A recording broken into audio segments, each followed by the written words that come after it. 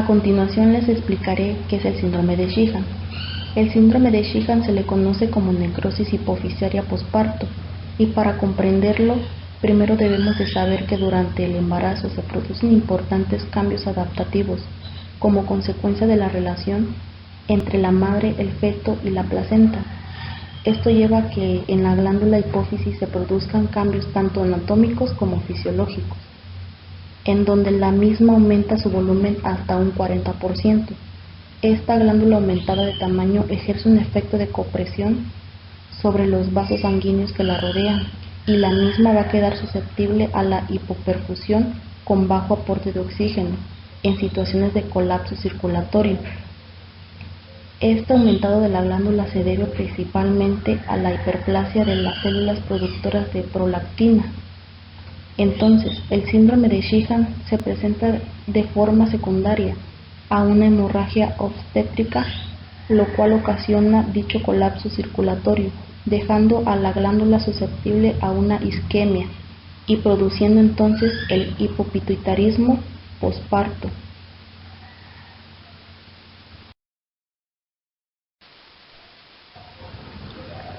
Ahora bien, conocemos como el concepto completo del síndrome de Sheehan, que fue descrito por primera vez por Charlotte Sheehan en 1937, el cual asentó que durante el embarazo la glándula aumenta de tamaño, pero durante el parto la irrigación de la misma disminuía. Por lo tanto, se volvía altamente susceptible a la trombosis y al infarto.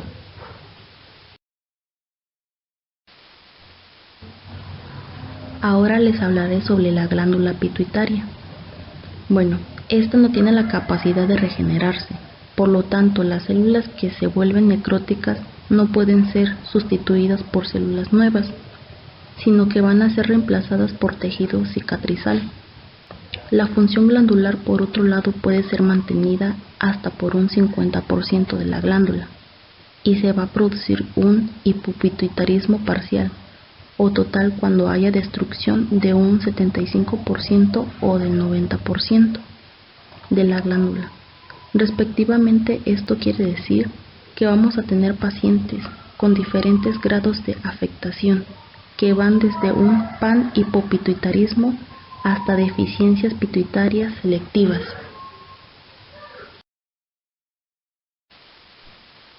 Patogénesis. Se va a definir entonces como un infarto de la glándula hipófisis secundario, a la ausencia del flujo sanguíneo en el lóbulo anterior de la misma, siendo el lóbulo posterior por lo general no afectado. Este síndrome tiene una incidencia de 1 en 10.000 partos, lo que significa que no es tan infrecuente, y debemos de saber que existen una forma crónica y una forma aguda. La forma crónica es la más frecuente, pero la forma aguda es la grave, y es la responsable del 25% de las muertes maternas posparto.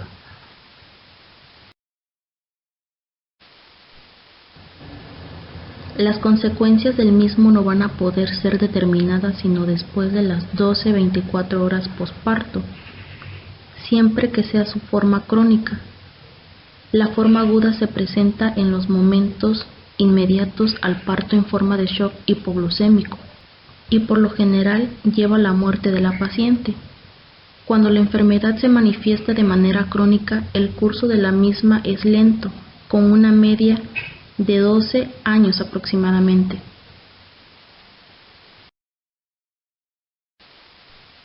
Con respecto a los síntomas, siempre haciendo referencia a lo que es el síndrome de Sheehan crónico, es muy variable de paciente a paciente y va a depender principalmente de la secreción y síntesis de la hormona que se encuentre defectuoso. Entonces, cuando nos encontramos frente a un déficit de hormona corticotropina, la paciente va a presentar debilidad, fatiga, letargo, y como se va a ver afectada la síntesis del cortisol, lleva a una crisis hipoglucémica, que es lo más importante en este tipo de pacientes. El déficit de hormona luteinizante y la hormona folículo estimulante lleva a amenorrea, oligomenorrea, caída del cabello axilar y púbico. Déficit de la hormona del crecimiento, también fatiga, disminución de la masa muscular y otra vez la hipoglucemia.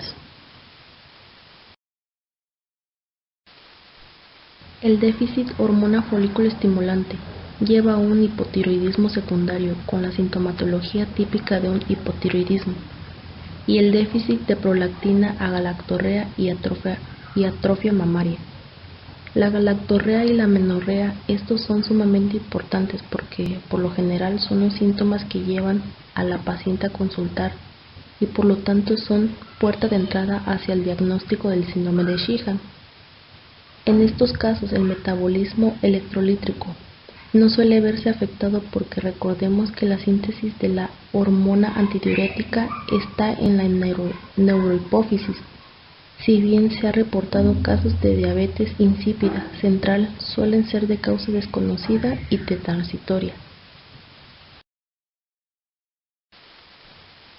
En el diagnóstico de este síndrome suele ser difícil por la variabilidad de manifestaciones clínicas que presentan las diferentes pacientes, pero se centra en la evidencia clínica de un hipopituitarismo en una mujer con antecedentes de hemorragia posparto.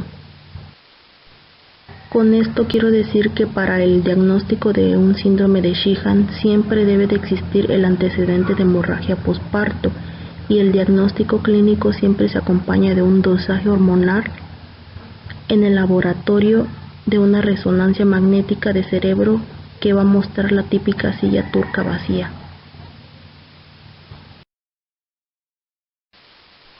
Diagnóstico de laboratorio. Tenemos la parte preanalítica que va a variar de acuerdo a la hormona que nosotros estemos usando, en donde tenemos la hormona corticotropina. Se utiliza en sangre anticoagulada, manteniendo el tubo frío y la paciente debe de estar en reposo previo a la extracción. Folículo estimulante T4 y T3.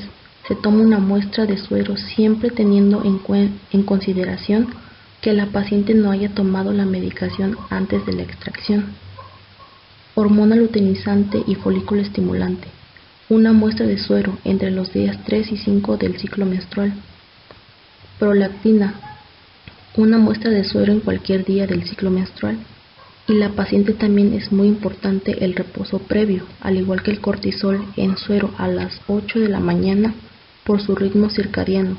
Y la paciente con reposo previo al certamen, una hormona ligada al estrés.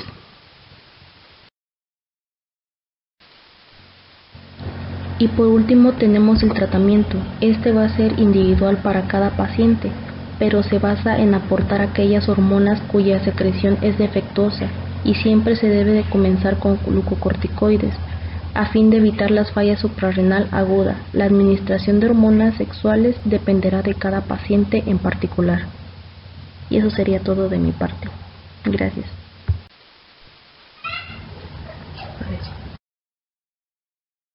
Bien, ahora vamos con el caso clínico. El caso clínico se trata de un paciente de sexo femenino de 62 años de edad, la cual refiere diagnóstico de síndrome de Sheehan desde sus 21 años de edad. La paciente presenta obesidad grado 1 y EPOC. Ingresa por guardia por presentar un episodio de lipotimia con caída desde la altura y vómitos. Además refiere episodios de tos y fiebre. En el contexto de la paciente se interpreta como un shock séptico de foco pulmonar probable y se decide internar al paciente. En la analítica del ingreso se observa una glucemia menor a 50 miligramos por decilitro y el resto sin alteraciones. La paciente, por otro lado, refiere 5 partos con 5 hijos vivos y en el último sufrió una hemorragia obstétrica y fue diagnosticada con dicho síndrome al presentar galactorrea un mes después del parto. Desde ese momento la paciente se encuentra en tratamiento con levotiroxina e hidrocortisona, pero manifiesta haber abandonado la medicación 72 horas antes del episodio de lipotimia. Durante su internación es tratada por una bronquitis aguda, la cual resuelve sin mayor dificultad, pero al cuarto día interrumpe con poliuria, polidipsia e hipopotasemia, donde vemos un potasio 2,14 mil equivalentes litro y una diuresis de 10.500 mililitros día. Esto llama la atención de los médicos y deciden realizar una interconsulta con el Servicio de Enfermedades Endocrinometabólicas, las cuales plantea en una posible diabetes insípida de origen central. Si bien se sabe que es raro, podría ocurrir en este tipo de pacientes. Entonces se realiza una prueba de ADH a que consta de administrarle a la paciente desmopresina, que es un análogo de la ADH, y observar si esta diuresis se normaliza o no. En el caso de la paciente, la prueba resulta negativa y se interpreta como una diabetes insípida nefrogénica y la paciente es derivada a nefrología.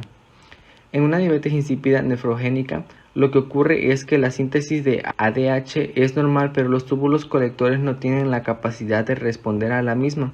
Y dentro de las causas de la diabetes insípida nefrogénica se encuentran los desequilibrios electrolíticos, que es lo que tiene nuestra paciente, una hipopotasemia. En nefrología se realiza un ionograma urinario y se constata que no hay pérdida renal de potasio, y por otro lado también constataron que no hay pérdida intestinal de potasio. Se diagnostica como diabetes insípida nefrogénica secundaria una hipocalemia, quedando en estudio la causa de esta hipocalemia. A pesar de que la paciente refiere verbalmente su diagnóstico de síndrome de Sheehan, al 6º día de internación se le realizan los dosaje hormonal junto con la ecografía renal y una RMN cerebral. El dosaje hormonal arroja el siguiente perfil: ACTH totalmente disminuida, LH y FSH con valores normales a los de una mujer posmenopáusica normal, lo que indica que no hay producción. TSH totalmente disminuida, T4 libre, que tiene valor de 1.3 nanogramos de decilitro. Lo que ocurre es que estaban dosando la dosis que el paciente recibía. En el ionograma sigue mostrando la alteración de potasio. El cortisol, que muestra valores normales. Esto llama la atención de los médicos porque en el síndrome de Sheehan, al no tener producción de ACTH, también se espera que el cortisol esté disminuido. Después de averiguar, supieron que la hidrocortisona que la paciente estaba recibiendo interfiere con el dosaje de cortisol en el método utilizado, que es quimiolucencia, y que el único fármaco que no interviene es la dexametasona. En la ecografía renal no se observa glándulas suprarrenales. Esto se debe a que la atrofia que se produce en la corteza de las mismas, que hace que en la ecografía no se visualicen las glándulas. En el RMN y TAC del cerebro muestran la típica silla turca vacía, que es una característica del síndrome de Sheehan. Finalmente, resuelve la bronquitis aguda luego de cumplir con tratamiento antibiótico. Se determina la causa de la hipocalemia siendo las altas concentraciones de hidrocortisona que recibía. Al disminuir la dosis, se normaliza el potasio y con él la diuresis. Recibe el alta médico bajo tratamiento de reemplazo con levotiroxina e hidrocortisona, procurando adherencia al medicamento. En conclusión, el síndrome de Sheehan solamente se presenta en mujeres con antecedentes de hemorragias posparto. No es tan infrecuente. Su forma aguda es grave y letal. Su forma crónica de evolución lenta y totalmente tratable con reemplazo hormonal de por vida. Hipofisario hipersecretor de hormona ACTH. En 1932, Harvey Cushing documentó la presencia de pequeños adenomas hipofisarios basófilos en 6 de 8 pacientes con datos clínicos de hiperfunción córtico-suprarrenal. Años más tarde se identificó hipersecreción de ACTH a partir de estos tumores y se encontró que era la causa de hiperplasia suprarrenal bilateral. La hipersecreción hipofisaria de ACTH, que ahora se reconoce como la causa más común de hipercortisolismo espontáneo, conocido ahora como el síndrome de Cushing. En la mayoría de los pacientes con enfermedad de Cushing hay tumores hipofisarios secretores de ACTH. Estos tumores por lo general son microadenomas benignos de menos de 10 milímetros de diámetro. Estos tumores en la enfermedad de Cushing son adenomas basófilos o cromófobos y pueden encontrarse en cualquier lugar dentro de la parte anterior de la hipófisis. En la enfermedad de Cushing, las glándulas suprarrenales están agrandadas, pesan de 12 a 24 gramos. El examen al microscopio muestra corteza engrosada debido a hiperplasia de las zonas tanto reticular como fasciculada. En algunos casos, los adenomas hipofisarios secretores de ACTH causan hiperplasia nodular bilateral. El peso de la evidencia actual señala que la enfermedad de Cushing es un trastorno primario de la hipófisis y que las anormalidades hipotalámicas son secundarias e hipercortisolismo.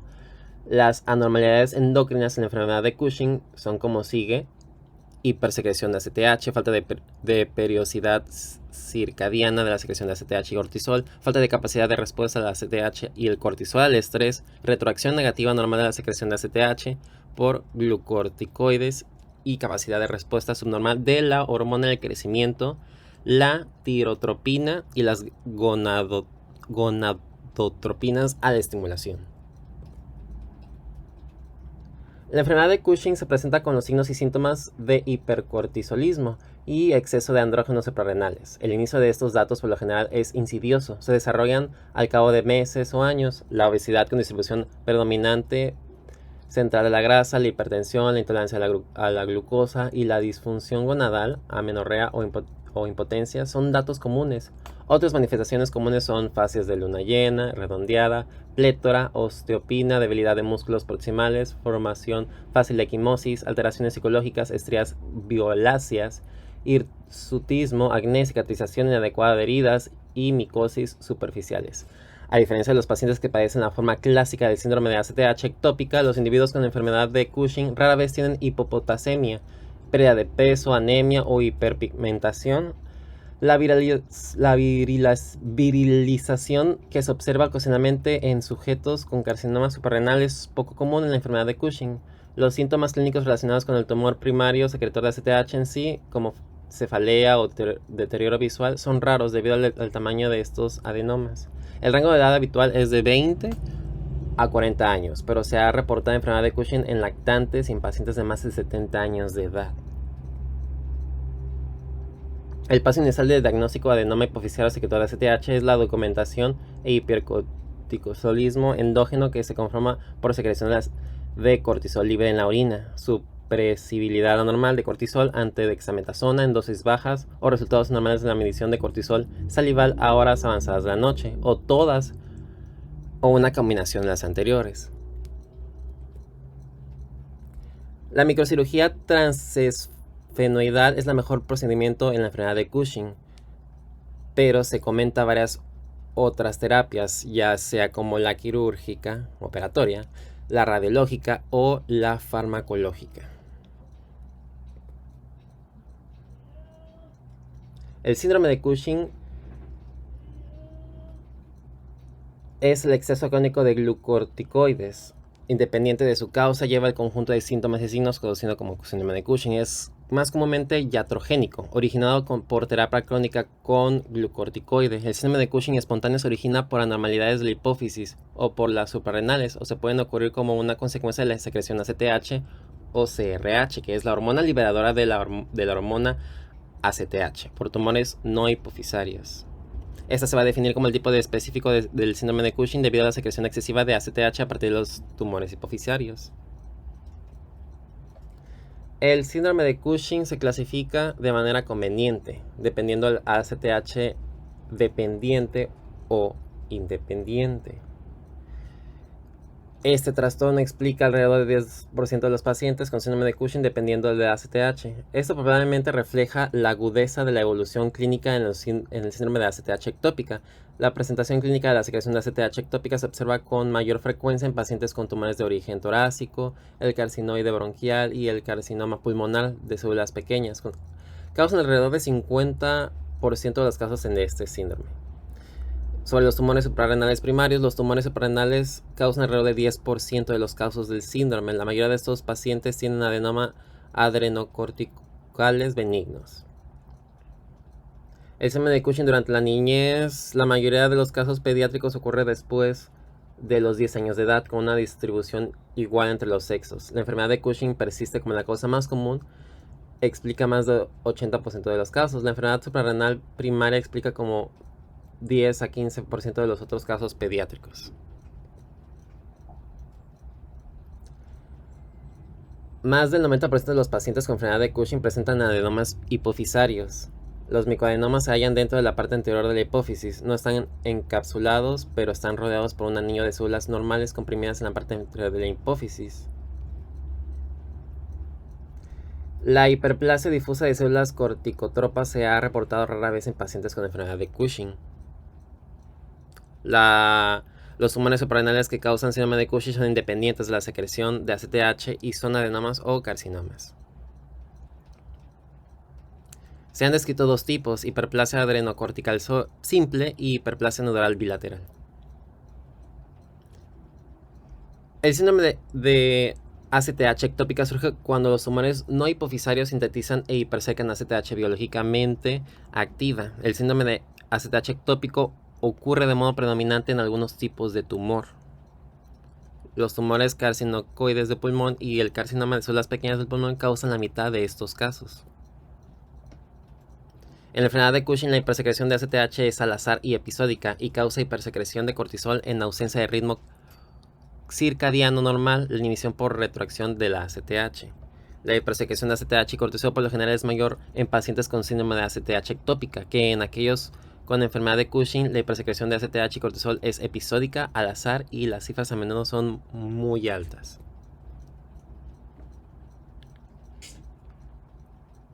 Los datos clínicos, podemos observar que en síntomas y signos la obesidad es la manifestación más común y aumento de peso por lo general es el síndrome inicial. En cambios cutáneos, los cambios de la piel son frecuentes y su presencia debe despertar la sospecha de exceso de cortisol. Hirsutismo. El hirsutismo facial es más común, pero también puede ocurrir crecimiento de pelo aumentado sobre el abdomen, las mamas, el tórax y la parte alta de los muslos. Hipertensión es un dato clásico de síndrome de Cushing espontáneo. La disfunción gonadal es muy común como resultado de las cifras altas de andrógenos y cortisol. Andrógenos respectivamente en mujeres, cortisol en varones. Alteraciones del sistema nervioso central y psicológicas, debilidad muscular, osteoporosis, cálculos renales, sed y poliuria, desaceleración del crecimiento. Datos de laboratorio. Aquí se describen los datos de los exámenes de manera sistemática. En los estudios de imagen, la radiografía sistemática pueden revelar cardiomegalia debida a cardiopatía hipertensiva o aterosclerótica o ampliación de mediastino por acumulación de grasa central. Los datos electrocardiográficos. Puede haber cambios hipertensivos, isquémicos e inducidos por electrolitos en el electrocardiograma.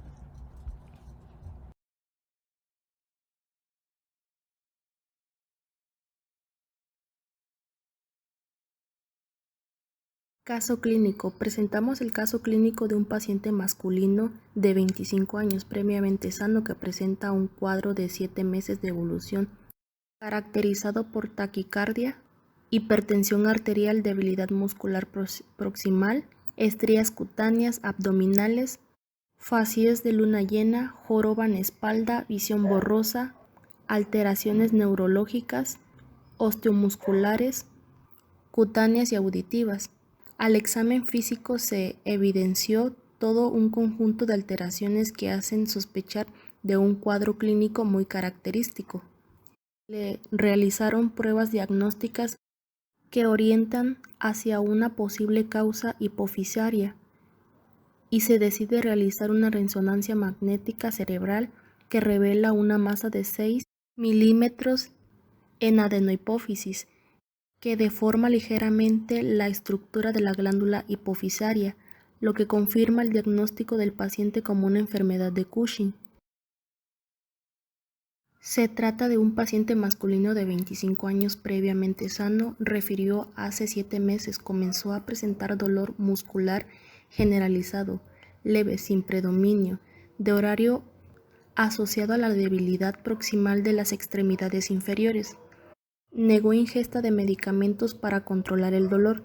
Desde hace 6 meses refirió la presencia de lesiones maculopulposas violáceas en todo el cuerpo asociadas a la caída del cabello, vello frágil, hipertricosis con cambios en la distribución del vello corporal, dolores articulares, taquicardia, visión borrosa, temblor distal, edema en la cara y presencia de joroba en la espalda. Desde hace 3 meses refirió la aparición de estrías cutáneas abdominales, color violáceas y obesidad abdominal central, parestesia en los dedos de ambas manos asociados a adelgazamiento de las 4 extremidades y cefalea, 7 de 10 difusa, sin predominio de horario, que no mejoró con analgésicos.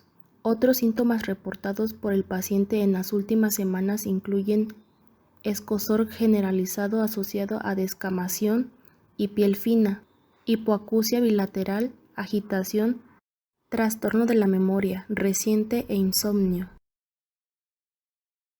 Historia anterior, antecedentes personales patológicos, alergias a las sulfas, negó antecedentes personales patológicos de importancia, hábitos personales, tabaquismo, 1,5 paquetes por día hasta hace 10 meses, índice paquete año es 7,5 paquetes por año, ingiere alcohol ocasionalmente durante reuniones familiares, niega uso de drogas ilícitas, antecedentes personales no patológicos, escolaridad, incompleta, 3er año de secundaria, alimentación, comida casera principalmente, alta ingesta de carbohidratos y comida condimentada, agua que toma, potable. Antecedentes heredofamiliares, diabetes, abuelo paterno y ambos padres, hipertensión arterial, ambos padres, cardiopatía, tía materna. Niega que algún familiar presente anemia falciforme, artritis, cáncer, tuberculosis, sífilis, demencia, epilepsia, bocio, gastritis. Niega otros trastornos. También niega intervenciones quirúrgicas y uso de medicación previa. Revisión por apartados y sistemas. En este apartado se muestran los síntomas generales. Refirió astenia, adinamia y negó fiebre. Digestivo. Refirió epigastrología punzante de hace un mes. Respiratorio. Refirió tos ocasional con salida de esputo claro. Genital. Refirió presencia pápulas rojo violáceas en la región inguinal. Sistema nervioso. Refirió hipoacasia bilateral y nerviosismo desde hace 3 meses. Endocrino. Refirió polidipsia desde hace 3 meses. Músculo esquelético. Debilidad proximal. Dolor muscular en hemitórax izquierdo y tórax posterior superior izquierdo. Tragias al nivel de los artejos de ambas manos y pies e hiperpigmentación de sus dedos en los últimos 6 meses. El paciente mostró 150/90 en presión arterial, 37,2 centígrados en temperatura, frecuencia cardíaca de 72 latidos por minuto y frecuencia respiratoria 20 respiraciones por minuto. En la inspección general se muestra que tiene una edad aparente y coincide con la edad cronológica. Estuvo alerta, consciente, cooperador, orientado en tiempo y espacio, ligero edema en cara que impresiona facie de luna llena, cráneo normocefalo sin exotosis, depresiones o cicatrices, no se evidencia caída de cabello. Tanto los ojos como la nariz, los oídos, boca no hubieron alteraciones en el examen físico. El cuello se observan lesiones maculopapulosas violáceas de aproximadamente 2 milímetros. No se palpan adenopatías cervicales. En la inspección del corazón se aprecia el latido apexiano, punto de mayor impulso sin desplazamiento. En quinto espacio intercostal, línea media clavicular izquierda. Se auscultan ruidos cardíacos de buena intensidad, ritmo normal, sin frémitos, no hay soplos ni galope. Tanto en los pulmones y tórax se encontraron lesiones maculopapulares purpúricas de 2 a 3 milímetros en tórax anterior. En tórax superior posterior presenta aumento de panículo adiposo a manera de joroba, con máculas que confluyen formando otras más grandes, como se muestra en la primera figura, una joroba en la espalda y pápulas en la piel. En el abdomen se presenta globoso a expensas de panículo adiposo, con estrías violáceas abundantes sobre todo en región perumbilical, como se muestra en la figura número 2. Estrías abdominales violáceas. Se observa que es blando, depresible, no presenta dolor a la palpación superficial ni profunda. No se palpan masas ni hepatoesplenomegalia. Matidez en todo el volumen, secundario a panículo adiposo abundante. Puño percusión positiva del lado derecho. Ruidos hidroaéreos presentes en los 4 cuadrantes abdominales, extremidades simétricas y sin hipocratismo digital. Interconsultas y estudios realizados. El laboratorio de ingresos reveló cortisol sérico y ACTH sérica aumentados y pruebas de función tiroidea normales. La biometría hemática de ingreso, química sanguínea, electrocardiograma y radiografía de tórax revelan una leucocitosis que una neutrofilia. El resto de los exámenes fueron normales. Al tercer día de hospitalización se repite la biometría hemática que muestra una mejoría de leucocitosis y la neutrofilia. Se decide realizar pruebas diagnósticas de hipercortisolismo suprimido con bajas dosis de dexametasona, la cual mostró un cortisol sérico elevado que no suprime luego de la dosis. Se procedió a realizar la prueba de supresión con dexametasona a altas dosis, la cual mostró un resultado limítrofe para el cortisol sérico. Se realiza una resonancia magnética cerebral que reveló la presencia de un microadenoma hipofisario de 6 milímetros en la adenohipófisis. La interconsulta a neurocirugía para la evaluación por hallazgo de resonancia magnética de microadenoma hipofisario de 6 milímetros en adenohipófisis, quienes decidieron el traslado del paciente para hipofisoctomía transesfenoidal con el fin de retirar los microadenoma hipofisario.